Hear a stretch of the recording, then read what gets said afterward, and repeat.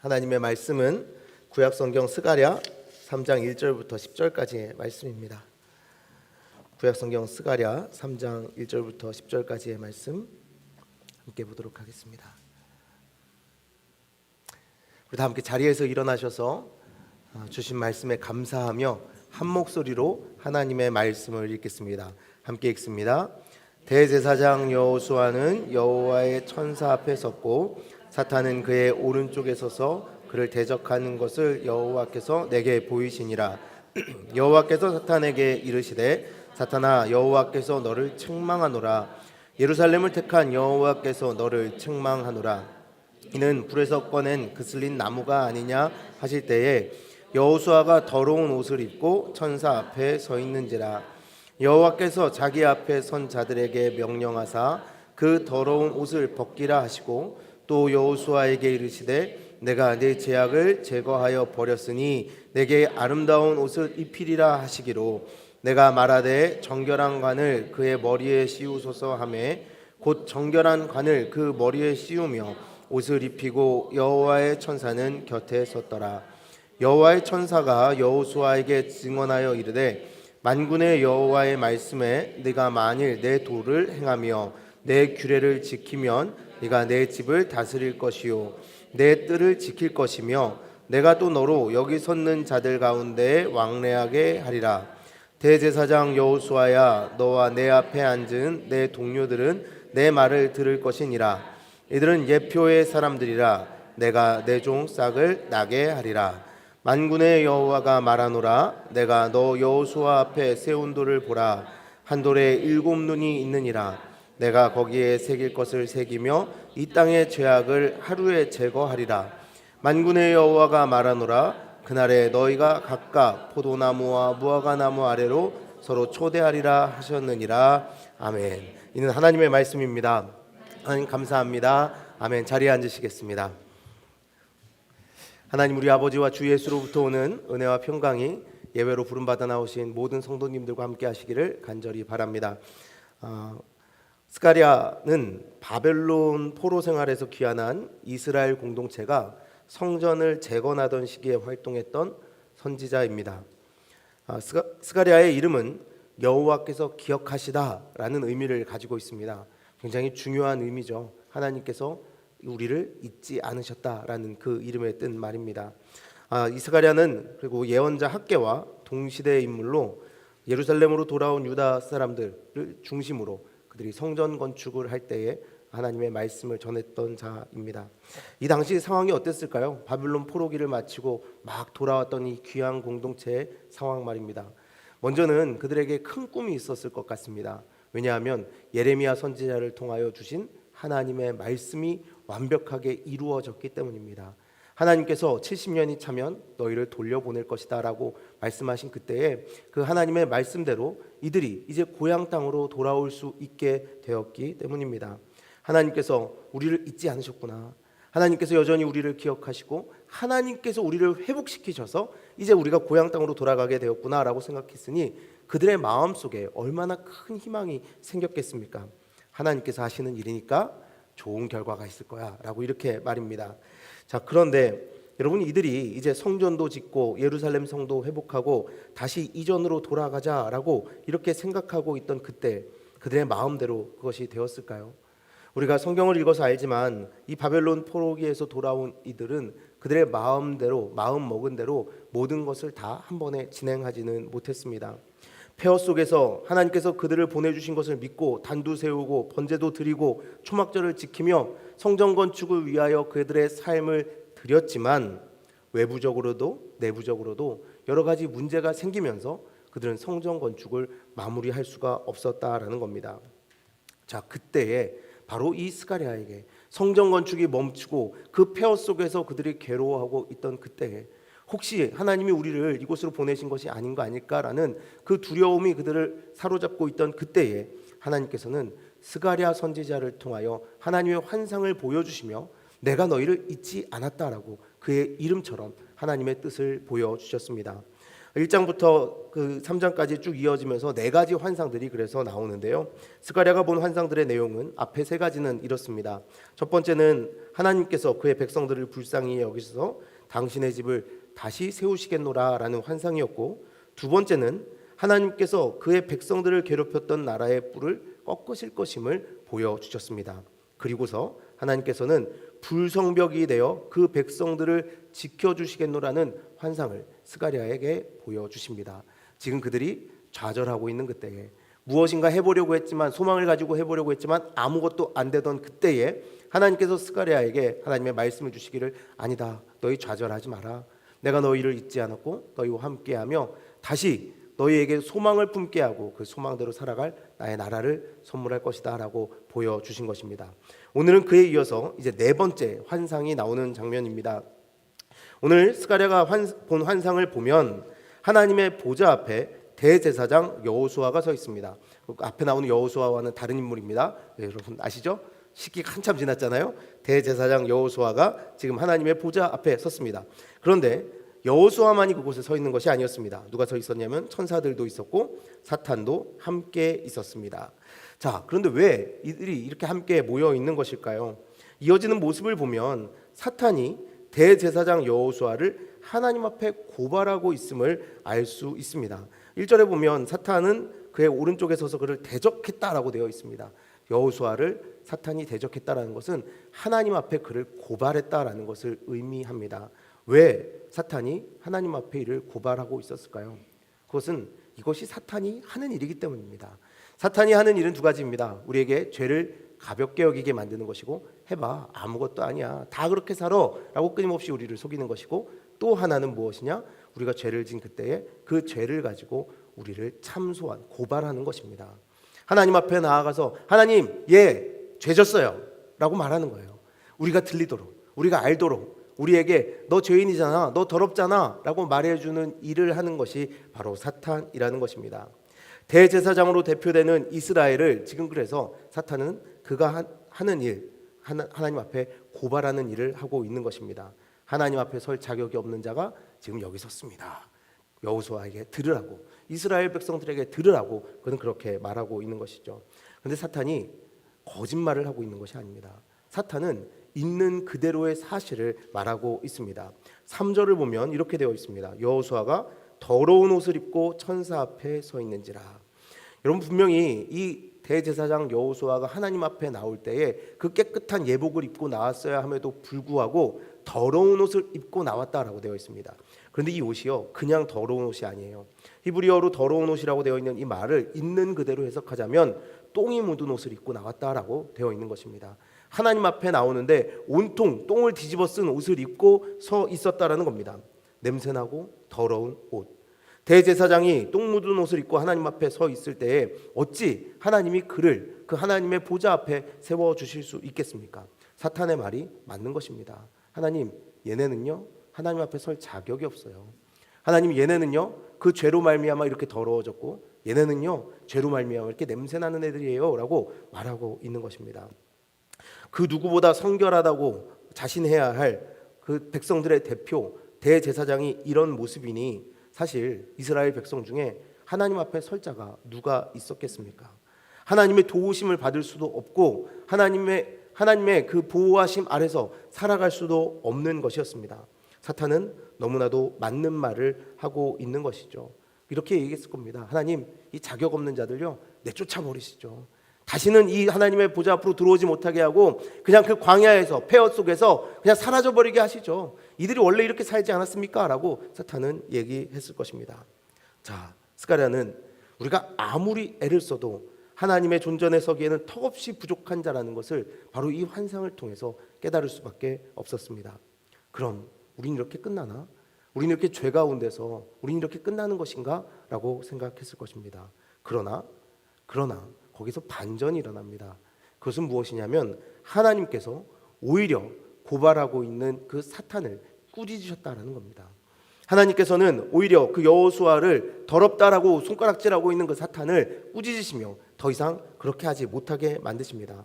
하나님께서 직접 그 여호수아를 변호하시는 것이죠. 하나님께서 똥을 뒤집어 쓴 그들의 모습을 몰라서 그러시는 것이 아니었습니다. 하나님께서는 분명히 이렇게 말씀하십니다. 이들은 불구덩이에서 끄집어낸 불에 그슬린 나무라고 말입니다. 여러분, 불구덩이에서 끄집어낸 불에 그슬린 나무 생각해 보십시오. 만지기만 하면 어떻겠습니까? 온통 검댕이 묻어나는 더러운 것 아닙니까? 하나님께서도 알고 계셨습니다. 그러나 여러분, 그 말에 담겨져 있는 의미가 무엇입니까?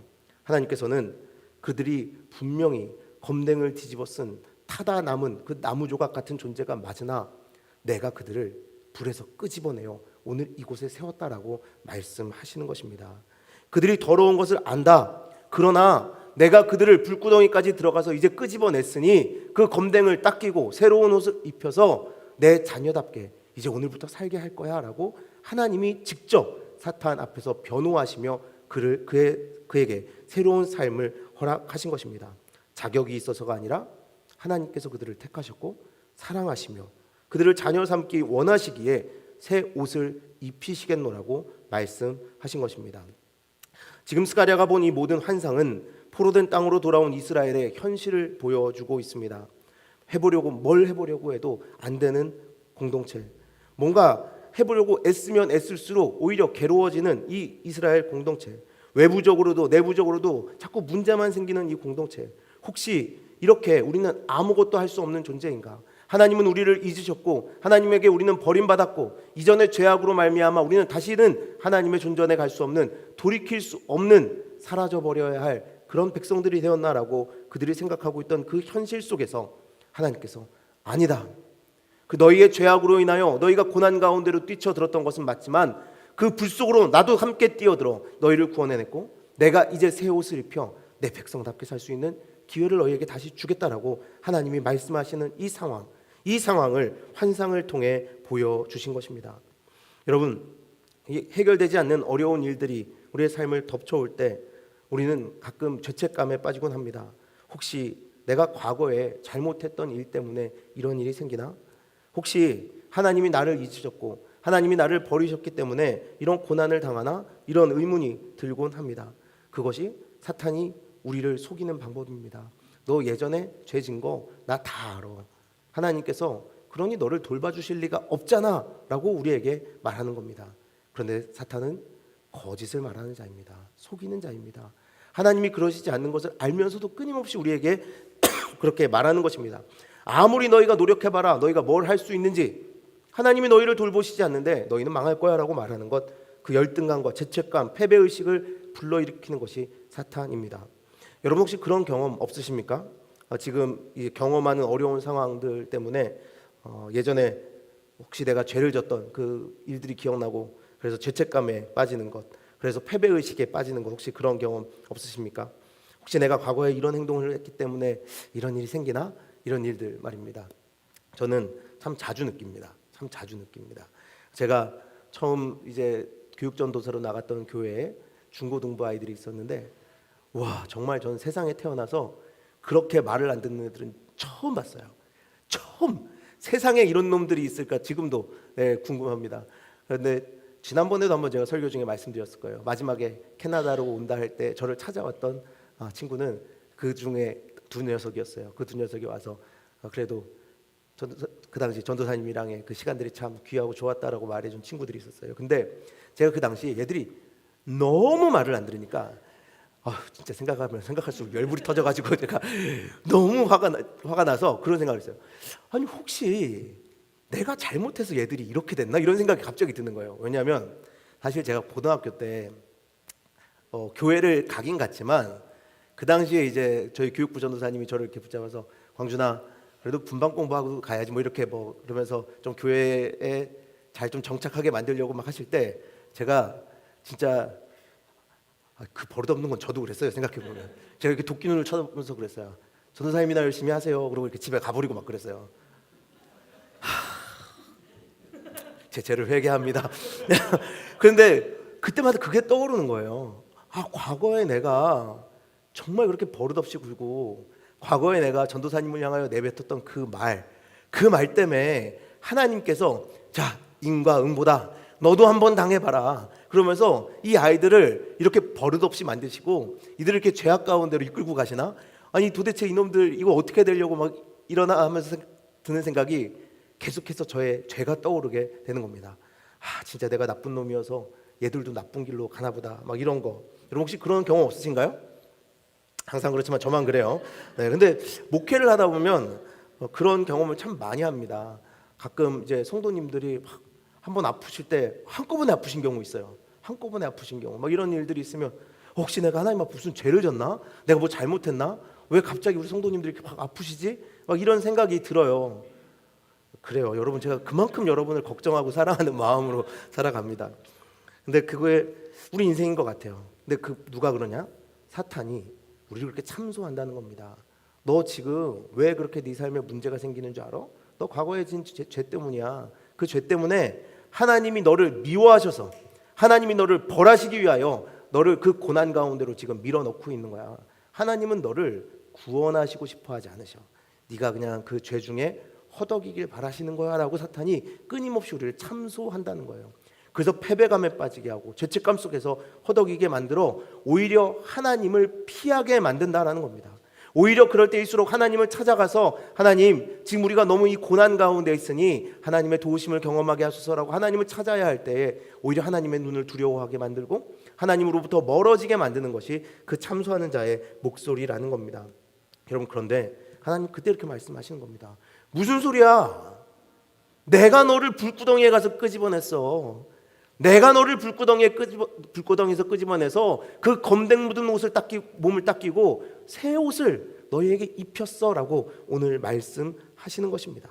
그리고 너희를 내 자녀 삼아서 내 자녀 삼아서 나의 자녀답게 살게 할 거야라고 오늘 그 환상 중에서 스가랴에게 말씀하신 것입니다. 여러분이 환상에 생각나는 사람 있지 않습니까? 이 환상을 보면서 저는 탕자가 생각났습니다. 탕자, 아버지를 죽은 셈 치고 재산을 내놓으라 해서 떠나갔던 아들 말입니다. 그 아들이 근데 어떻게 해요? 들고 나갔던 거 다 잃어버리고 빈손으로 돌아오지 않습니까? 그런데 아버지가 어떻게 해줍니까? 저 멀리 보이니 그 아들이 보이니 그 아들을 향하여 뛰어나가서 그 아들을 끌어안아줍니다. 그리고 죄책감 때문에 저는 그냥 아버지의 아들로서 더 이상 자격이 없으니 이 죄책감 때문에 아버지 아들로서 살아갈 자격이 없고 그렇게 자신이 없으니 그냥 종으로 여겨달라는 말을 하는 아들을 향해서 무슨 소리냐? 너는 내 아들이다 하며 새 옷을 입히고 가락지를 끼우고 잔치를 열어 그 송아지를 잡고 기뻐하는 그 아버지의 모습, 바로 그 아버지의 모습이 이 스가랴의 환상 중에 나오는 아버지의 모습이라는 겁니다. 여전히 더러운 옷을 입고 있고 과거의 죄가 그를 휘감고 있음에도 불구하고 그런 모습으로 하나님 앞에 나왔음에도 불구하고 하나님께서 씻기시고 새 옷을 입히셔서 하나님 나라의 백성으로 맞이해 주시는 것. 여러분, 그래서 스가랴의 말씀은 끊임없이 우리를 하나님의 나라로 이렇게 초대하고 있습니다. 너희 오늘 힘들었니? 괜찮아. 내가 너를 끄집어냈어. 내가 너를 붙잡고 있어. 내가 너를 사랑해. 내가 너에게 은혜 베풀기 원해. 내가 너를 자녀 삼았어 라고 계속 말씀하시는 겁니다. 그럼 이제 어떻게 되는 겁니까? 와, 그렇군요. 우리가 죄를 아무리 져도, 우리 아무리 똥을 뒤집어 써도 하나님께서 또 씻기시고 또 새로운 옷을 주셔서 우리를 하나님의 자녀답게 살게 해주시겠군요. 그럼 막 살아도 되겠네요. 이렇게 가면 됩니까? 안 됩니까? 안 된다고 사도 바울이 분명히 얘기했죠. 절대 그렇게 가면 안 된다고. 여러분, 정말 은혜를 아는 자들은요 그런 질문을 하지 않습니다. 하나님의 은혜를 경험한 이들, 그 똥통에서 끄집어내진 이들, 그 불 속에서 끄집어내진 이들은 와, 그렇구나, 다시 불구덩이 속으로 뛰어들어도 되겠구나, 다시 똥통 속으로 뛰어들어도 되겠구나 라고 말하는 것이 아닙니다. 하나님께서 나를 이렇게 사랑해 주셨나? 라는 마음으로, 그 감사하는 마음으로 오늘을 살게 되는 것입니다. 자, 그런데 여러분, 그래서 여기서 하나를 확인해야 될 게 있습니다. 하나님의 보내신 선지자들이 어떻게 말했는지라는 겁니다. 스가랴랑 아까 동시대에 누가 활동했다고 그랬죠? 학개 선지자가 활동했다고 말씀드렸습니다.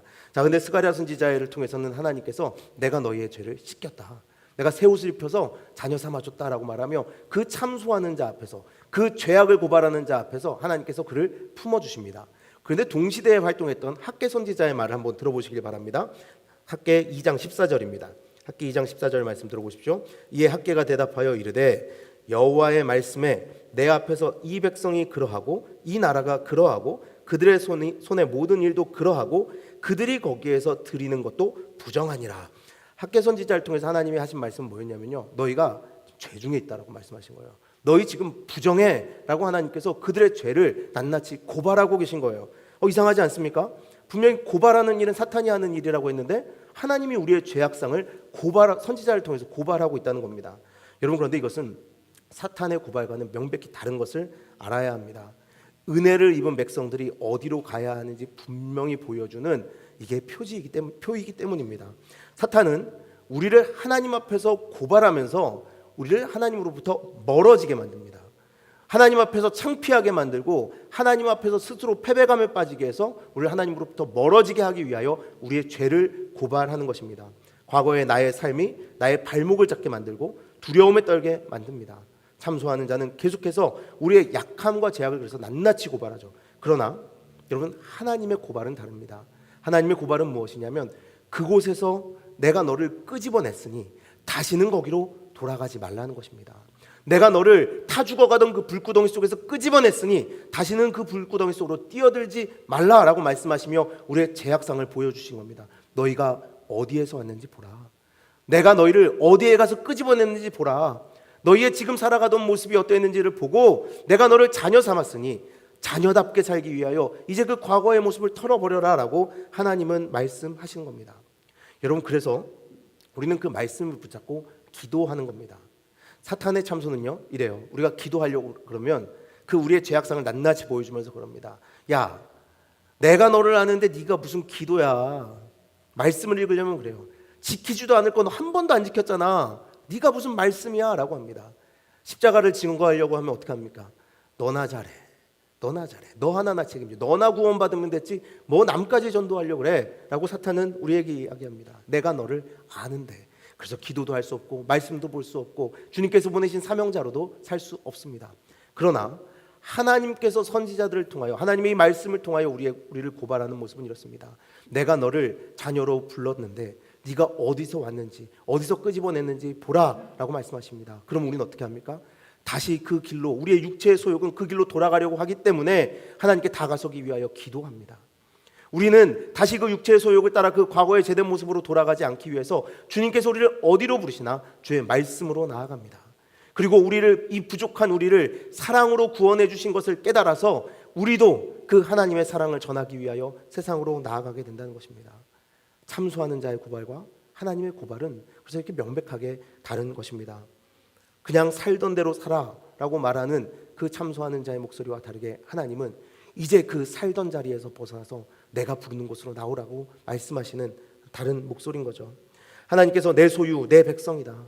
너는 내 자식이다. 다른 데 가서 혼나지 말고 내가 말하는 거 듣고 이제 돌이켜서 나와 함께 길을 가자라고 하시는 은혜의 음성, 사랑의 음성이 되는 것입니다.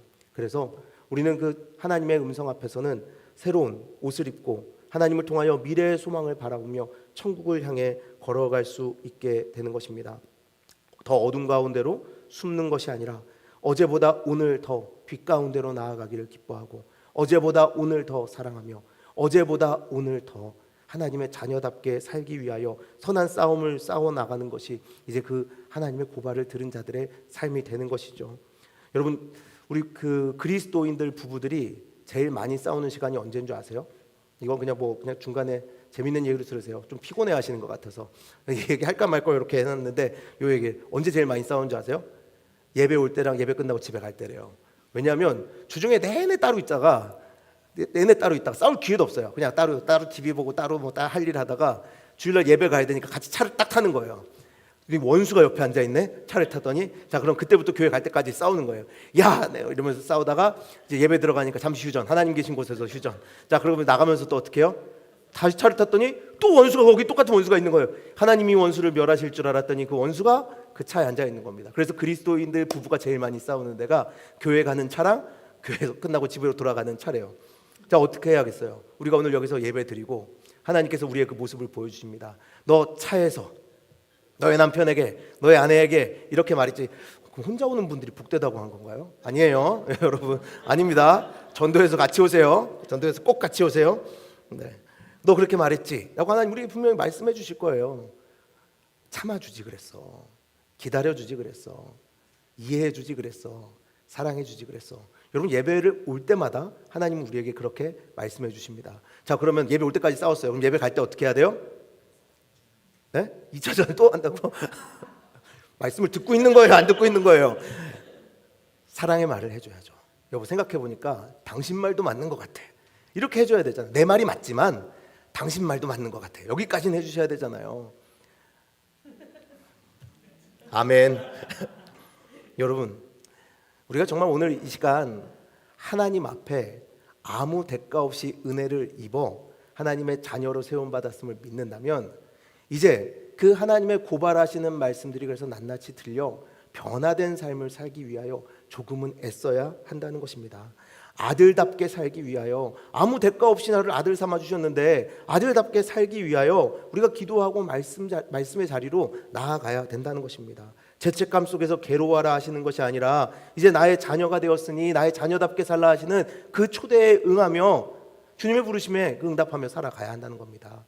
집으로 돌아가는 차 안에서 내가 잘못한 사람이 있으면 남편이 아내가 옆에 있으면 내가 미안해 사랑해 라고 말해주고, 혹시 예배 오기 전까지 뭔가 내가 잘못한 사람이 있는 것 같으면 돌아가는 길에 전화하면서 내가 밥이라도 한번 살게, 우리 밥이라도 한번 먹자.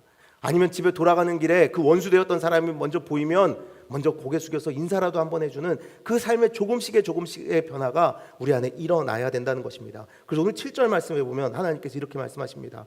만군의 여호와의 말씀에 네가 만일 내 도를 행하며 내 규례를 지키면 네가 내 집을 다스릴 것이요 내 뜰을 지킬 것이며 내가 또 너로 여기 섰는 자들 가운데 왕래하게 하리라. 이미 흰 옷을 입히시고 새 옷을 입히시고 자녀로 삼아 주시고 말씀하십니다. 이제 너 내 자녀 되었으니 내 말을 따르라 라고 말입니다. 자, 그런데 여러분, 이 대제사장이 이 앞에 설 때에는 매번 이 똥 묻은 옷을 우리를 갈아입어야 되는 그런 번거로움이 있었습니다. 그런데 하나님께서는 우리를 이렇게 그냥 내버려 두시지 않습니다. 이 말씀이 여기서 끝나는 것이 아니라는 겁니다. 매일 반복되는 죄악 속에서 허덕이는 우리를 위하여 하나님께서는 어떻게 하시냐? 이제 그 대제사장 여호수아의 자리에 누구를 세우시냐? 바로 예수 그리스도를 세우십니다. 이제 그 참소하는 자가 더 이상 우리를 고발하지 못하도록 하나님의 아들이 바로 그 재판장에 서시게 된 것입니다. 그래서 우리의 죄악을 제거하실 하나님의 계획이 이어서 8절 9절에 나옵니다. 8절 9절 말씀 보겠습니다. 대제사장 여호수아야, 너와 내 앞에 앉은 내 동료들은 내 말을 들을 것이니라. 이들은 예표의 사람들이라. 내가 내 종 싹을 나게 하리라. 만군의 여호와가 말하노라. 내가 너 여호수아 앞에 세운 돌을 보라. 한 돌에 7눈이 있느니라. 내가 거기에 새길 것을 새기며 이 땅의 죄악을 하루에 제거하리라. 아멘. 여러분, 우리의 죄악이 하루 만에 제거되는 사건이 언제 일어납니까? 예수님의 십자가에서 일어나죠. 예수 그리스도의 보혈로 우리는 죄로부터 완전히 씻김을 받습니다. 자, 하나님께서 이제 그 똥 묻은 옷을 입고 와서 매번 그 죄를 그 고발당하는 너희의 삶이 아니라 이제 나의 아들, 그 아들의 생명을 내어줌으로 너희를 완전히 한 번씩 회개해야 그 아들이 되는 것이 아니라 완전한 아들로 삼아 주시겠노라고 그 계획을 밝히십니다. 자, 그런데 우리가 이렇게 구원받기 위하여 제시되어야 할 조건이 있습니다. 예수님에게 무슨 일이 일어나야 된다는 거예요. 그 팀켈러 목사님이 쓴 왕의 십자가에 보면 바로 이때 예수님께서 어떤 일을 겪으셨는지에 대해서 이렇게 기록하고 있습니다.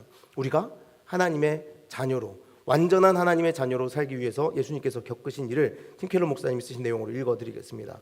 예수님께 일어난 일은 대제사장 여호수아에게 일어난 일과 정반대였다. 사람들은 예수님을 격려하지 않았다. 사랑했던 사람들이 거의 다 그분을 배신하거나 버리거나 부인했다. 그리고 하나님 앞에 서자 하나님 아버지의 격려의 말을 건네기는커녕 가차없이 그분을 버리셨다. 깨끗한 옷을 입기는커녕 입고 있는 옷마저 찢기고 두들겨 맞다가 벌거벗은 채로 죽임을 당하셨다. 그분도 목욕을 하셨다. 단 깨끗한 물이 아닌 인간의 침으로 뒤범벅이 되셨다. 왜일까?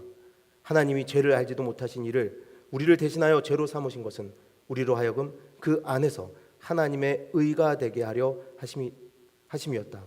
하나님은 예수님께 죄의 옷을 입히셨다. 예수님은 우리의 벌을 대신 받으셨다. 대제사장이 서서 하나님 앞에 서서 고소를 당했듯 이제 예수님께서 그 자리에 서시기로 하신 것입니다. 여러분, 이제 우리에게 자녀의 옷을 입히시기 위하여 하나님이 스스로 그 옷을 찢김을 당하셨다는 겁니다. 이제 사람이 그 자리에 서서 그냥 그 똥 묻은 옷을 입고 사람이 그 자리에 서서 그때 그 죄를 용서받는 것이 아니라 하나님의 아들이 영원히 단번에 우리의 죄악을 씻기셨다는 것입니다. 덕분에 우리는 주의 보혈에 씻긴 흰 옷을 입은 새 옷을 입은 백성으로 오늘을 살아갈 수 있게 되었습니다.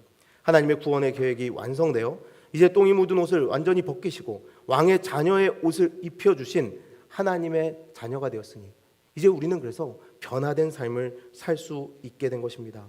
불구덩이에 타고 있던 나를 위해, 똥을 뒤집어 쓴 것도 모르고 의로운 척 살아가던 나를 위해 하나님의 진노를 예수님께서 뒤집어 쓰신 것입니다.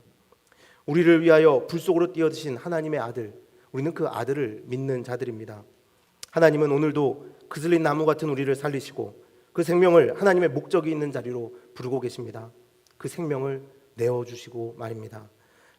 하나님의 아들 예수 그리스도에 내어주신 생명이, 여러분 그렇다면 우리는 무엇이라고 말합니까? 은혜라고 말하지 않습니까? 근데 은혜를 아는 자들이라면 그 은혜에 합당한 삶을 살 수 있어야 됩니다. 와, 은혜를 입었네, 무슨 죄를 져도 괜찮네 라고 말하는 것이 아니라, 와, 이 은혜, 나 어떻게 내 입으로 말할 수 없는, 이 측량할 수 없는 이 놀라운 은혜가 나한테 베풀어졌는데 내가 어떻게 이전으로 돌아갈 수 있어? 라고 말할 수 있는 우리가 되어야 한다는 것입니다. 죄송합니다. 은혜를 진정으로 아는 자들은 그래서 회개하여 하나님께서 선물하신 자녀로서의 삶을 살기 위하여 육체의 소욕과 싸우는 자들이 되어야 합니다. 오늘 저희 교회 집사님 한 분이 자녀와의 일을 저한테 이렇게 한번 얘기해 주셨어요. 정말 고집센 말썽꾸러기 아들이 있는데 아주 조그만 아들이에요. 조그만 아들. 저희 교회 한번 찾아보세요. 저희 교회에서 누가 제일 말썽꾸러기고 누가 제일 고집이 셀까. 자기가 원하는 것을 이룰 때까지 걔는 그 말을 멈추지 않는 아들내미가 하나 있어요. 엄마 아이스크림. 저도 옆에 있으면 제가 아이스크림 먹고 싶어져요. 그냥 빨리 지금 먹었으면 좋겠다. 엄마 아이스크림, 엄마 아이스크림. 엄마가 안 듣는 것 같으면 아빠 아이스크림, 아빠 아이스크림. 네, 정말 고집이 세고 아주 말괄량이 있는 놈입니다. 근데 이 고집센 아들이 매일 밤마다 엄마를 찾아와서 운대요. 그러면서 이렇게 말한다는 거예요. 엄마, 내가 엄마 말 안 들어서 미안해. 이러면서 운대요. 놀랍지 않으세요? 이게 뭔지 아세요? 엄마의 사랑과 은혜를 깨달은 거예요. 야, 엄마의 사랑과 은혜를 깨달았는데 내가 이렇게 살면 안 되겠다라고 엄마를 찾아와서 울면서 얘기하는 거예요. 엄마, 내가 정말 엄마 말 안 들어서 미안해. 근데 그 집사님의 그 다음 말이 꼭 마치 우리를 나타내는 것 같습니다. 그런데 그럼 뭐 합니까? 내일 아침이면 똑같은데 아침에 일어날 때마다 새로운 놈이 돼서 일어난다고 그렇게 말씀해 주시더라고요. 근데 여러분, 아기 때는 그것만으로도 놀라운 거잖아요. 그런데 우리가 믿음의 연수가 차가며 성장해 나감에 따라 그렇게 되면 되겠습니까? 그냥 그 애기야, 그게 당연한 거잖아요. 그걸 아는 것만으로도 놀라운 거예요. 엄마, 내가 엄마 말을 안 들은 것 같아, 미안해 라고 말할 수 있는 것만으로도 저는 놀랍다고 생각해요. 그런데 제 나이가 돼가지고 제가 엄마 말을 잘 안 듣긴 해요. 엄마 미안해. 그리고 다음날 아침에 똑같은 놈이 돼가지고 또 막 말 안 듣고 엄마 아이스크림, 엄마 아이스크림, 엄마 아이스크림 쫓아다니다가 또 밤 돼서 막 울면서 엄마 미안해 이러면 이건 제정신입니까? 제가 그렇다는 거 아니에요. 저 진짜 그러지 않아요. 예. 하나님과 우리가 관계 속에서 이걸 한번 생각해 보십시오. 그래서 회개는요, 우리가 믿음이 성장해 나감에 따라 진정한 회개의 모습은 단순히 눈물 흘리는 것에서 끝나는 것이 아니어야 된다는 겁니다. 후회하는 것에서 끝나서는 안 된다는 겁니다. 그런데 우리 기독교인들이 요즘 어떻게 생각을 합니까? 눈물 흘리고 그 하나님의 고통받으심으로 보면서 하나님 진짜 고통스러우셨겠다라고 그 감정적으로 동일함으로 인하여 내가 은혜 받았고 그리스도인답게 살고 있어라고 생각하는 것에서 끝낸다라는 겁니다. 나 눈물 흘렸으니까, 내가 후회하고 있으니까 나 그래도 그리스도인답게 살고 있어라고 생각하고 있다는 것이죠. 여러분, 그런데 죄책감을 느끼며 눈물을 흘리며 수없이 후회해도 진정한 변화가 없다면 우리가 진정 하나님의 은혜를 귀하게 여기는 것이 아닐 수도 있다는 것을 생각해 봐야 합니다. 물론 아기처럼 아직 엄마 미안해 라고 말하는 수준에 머물러 있는 우리의 믿음의 상태일 수도 있습니다. 그러나 성장해야죠. 어른이 되어 가야죠. 믿음의 분량이 성장해 나가야 될 거 아닙니까? 매일 똑같이 그 아기의 모습에서 엄마 미안해 하고 우는 모습, 거기서 끝나서는 안 된다는 것입니다.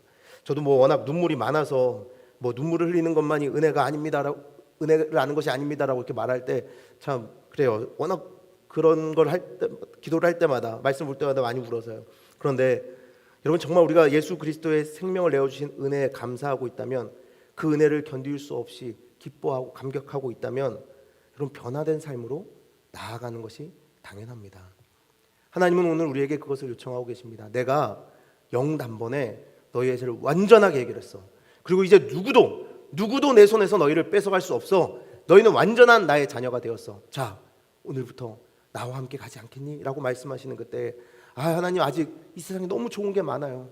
아직 그 불구덩이 속에 제가 누려보지 못한 게 너무 많아요. 아직 그 똥통 속에서 제가 다 맛보지 못한 게 너무 많아요. 라고 다시 돌아가는 인생을 산다면 어찌 그 은혜를 아는 자들이라고 우리가 말할 수 있겠습니까?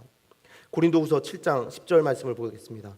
고린도후서 7장 10절 말씀이 이렇게 되어 있습니다. 하나님의 뜻에 맞게 마음 아파하는 것은 회개를 하게 하여 구원에 이르게 함으로 후회할 것이 없습니다. 그러나 세상 일로 마음 아파하는 것은 죽음에 이르게 합니다. 보십시오. 하나님께서 우리를 고발하시는 것으로 말미암아 우리가 마음 아파하고 우리의 삶을 돌이키는 삶이 바로 구원에 다다른 삶이라고 되어 있습니다. 오히려 반대로 참소하는 자, 그 세상 일로 마음 아파하는 것은 죽음에 이르게 한다는 것이죠. 참소하는 자가 우리를 속여서 그냥 세상에 머물게 하는 그 길을 따라간다면 우리는 사망에 다다르는 겁니다. 그래서 고린도서 7장 11절 말씀 이어서 보면 이렇게 되어 있습니다. 보십시오. 하나님의 뜻에 맞게 마음 아파함으로써 여러분에게 얼마나 많은 변화가 일어났습니까? 여러분이 나타낸 그 열성, 그 변호, 그 의분, 그 두려워하는 마음, 그 그리워하는 마음, 그 열정, 그 응징은 참으로 놀라운 것입니다. 여러분은 그 모든 일에 잘못이 없음을 보여주었습니다. 하나님의 뜻에 맞게 이제 내가 하나님께서 나를 고발하시는 말씀에 맞게 아파함으로 돌아가서는 안 되겠구나, 떠나왔던 그 죄의 자리로 돌아가서는 안 되겠구나라고 생각하며 하나님께서 부르시는 그 삶으로 변화되어져 가는 그 삶이 놀라운 것이라고 사도 바울은 분명히 이야기합니다. 타 없어 버리는 줄도 모르고 죄의 즐거움 속에 살고 있던 우리를 예수님께서는 불구덩이 속으로 뛰어 들어와서 끄집어내셨습니다. 그 몸이 그 불에 상하면서 그 불에 찢기면서 우리를 끌어 안아주셨습니다. 그리고 이제 새로운 옷을 입혀주셨습니다. 그리고 이제 하나님께서 말씀하십니다. 그런데 그래도 이전에 살던 대로 살아갈 거니? 너희가 모른다고 해서 그냥 이전에 아는 거 하면서 살아갈 거니? 라고 물으십니다. 우리는 뭐라고 대답해야겠습니까? 아니요, 하나님, 알게 해주세요. 하나님 알게 해주시면 거기에 순종하겠습니다. 나의 자녀답게 살면 안 되겠니? 라고 하나님 말씀하신다면, 하나님, 오늘 정말 단 한치라도, 단 하루치라도 정말 하나님 자녀답게 성장해가는 우리가 되기 원합니다 라고 말하며 주의 그 계시의 말씀에 더 가까이 다가가야 하지 않겠습니까? 그 계시의 말씀을 통하여 하나님의 자녀의 모습을 보여주실 때 기도함으로 성령 하나님의 도움을 받아 그렇게 변화되어져 가는 삶을 살아야 하지 않겠습니까? 사랑하는 여러분, 하나님의 사랑 안에서, 하나님의 은혜 안에서 얼마든지 자유하십시오. 아무리 힘들고 죄책감이 들고 후회스러운 일을 만난다 하더라도 우리를 잊지 않으시고 회복시키시는, 새 옷을 입혀 하나님의 자녀 삼아주시는 하나님의 사랑을 의지하여 자유하며 평안하십시오. 그러나 그 자유와 평안이 방종이 되지 않도록 말씀을 읽고 항상 깨어 기도하시기에 힘쓰는 여러분이 되십시오. 그리고 말씀에서, 기도에서 멈추고 내 머리와 지식을 채우는 것에서, 내가 감동받는 것에서 끝나는 것이 아니라 실제로 자녀답게 사는 것은 이것이다라고 말씀해 주신다면 내가 할 수 있는 아주 작은 부분이라도 변화시켜 나아가 그 말씀에 순종하는 인생을 살아가십시오. 하나님께서는 오늘 우리를 그 은혜의 자리로 초대하십니다. 그리고 은혜의 자리로 부르셔서 내가 너희를 얼마나 사랑하시는지를 말씀해 주시고 이제 세상으로 돌려보내시면서 하나님의 영광을 위하여 십자가의 증인으로 세상에 세우십니다. 여러분, 이제 이 예배가 끝나고 이 문을 나가는 그때에 어떤 삶을 살고자 하십니까? 다시 불 속으로 뛰어드는, 그 똥통 속으로 뛰어드는 그 삶을 살고 싶으십니까? 아니면 이 세상 속에서 하나님께서 값없이 베풀어 주신 은혜가 값어치 없는 것이 아니라 정말 귀한 은혜였음을 보여주는 세상 사람들에게, 봐라, 나는 지금까지 배설물 같은 것들을 귀히 여기며 살아왔었는데 이제 그거 다 버리고 이 은혜만을 귀히 여기며 하나님의 말씀을 따라 살 것이다 라고 보여주는 그런 인생을 살아가시겠습니까? 이제 오늘 그 선택이 이 예배가 끝나는 그 순간 우리 앞에 열려집니다.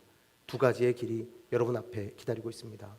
물론 우리가 한 번의 실수로 그 악한 길을 택한다 하더라도 하나님은 그 불구덩이 속으로 우리를 찾아오시는 분이십니다. 여기 있으면 안 되지, 나와 함께 나가자라고 말씀해 주실 것입니다. 그러나 그렇다고 하여 하나님 또 오실 거니까 얼마든지 뛰어들자는 인생이 아니라 이 은혜, 우리를 위하여 고통당하신 그 은혜, 눈물 흘리시고 피 흘리시고 물 한 방울 남기지 않으시고 십자가에서 모든 것을 나누신 그 은혜에 감사하며 그에 합당한 삶을 살고자 결단하는 저와 여러분 모두가 되시기를 간절히 바랍니다.